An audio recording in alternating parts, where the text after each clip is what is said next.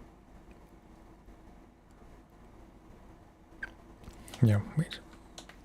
I'm planning it out way too much in detail because I'm not gonna do anything else now. Medium logs from here to there times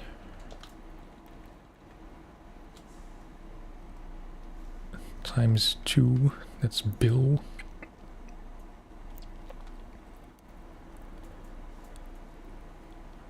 One medium logs from here to there, it's deceptively easy. And then another long logs from Black River to, yeah, all the way through here, through the farm, past the log station, and then down past the drill sites through here. It's all long routes, but pretty simple on the face of it. Anyway, I've been wasting fuel just yapping.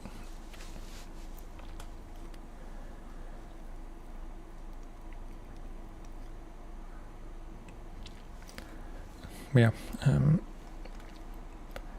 no point in delaying the inevitable. The inevitable. It's a difficult word to say. Inevitable, inevitable, inevitable. That's gonna do it for today.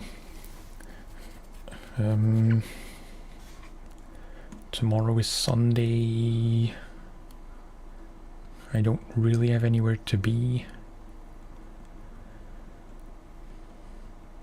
so I should be able to stream. And if so, I like to think I should be able to, you know, to finish these last 2 logging things and round up the trailers, which I hope there won't be too many of. But we kind of need the cash. So there's this with vehicle parts. Streaming in the week, it's hard to say. As much as I would want to stream a bit more in the evenings on weekdays,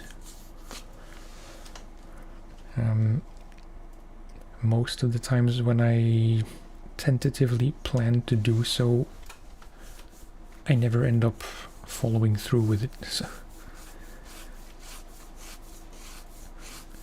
as clearly as I can put it, there's a good chance, but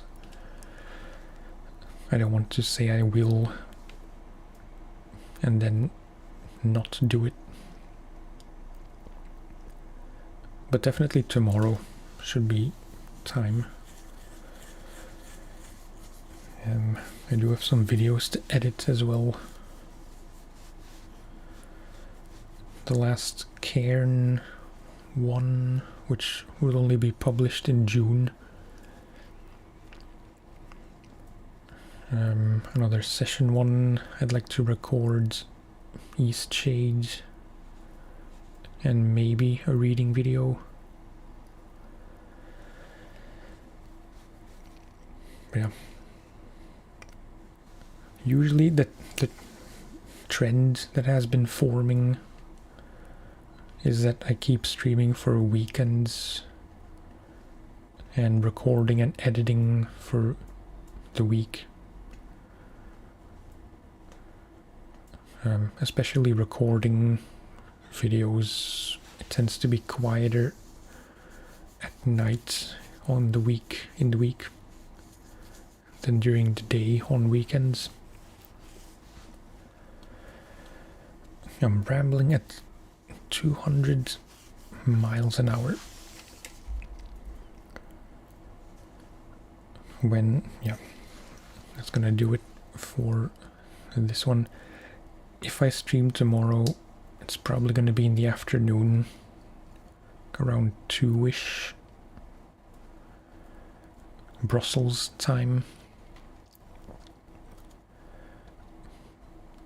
Probably not sooner, might be later, so I'll try to schedule it as soon as I know for sure when I will start. I don't know if that makes any difference realistically. Like, I don't know if people are more likely to wait or to like be present before I start. I kinda doubt it. But yeah. If all goes well, it'll be tomorrow. And I really have to stop talking now. Thank you for watching, thank you for hanging out, for the nice chat. And if anyone else is here, thank you for lurking. You are appreciated equally.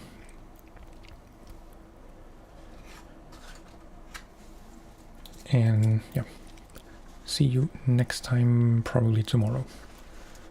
Bye bye.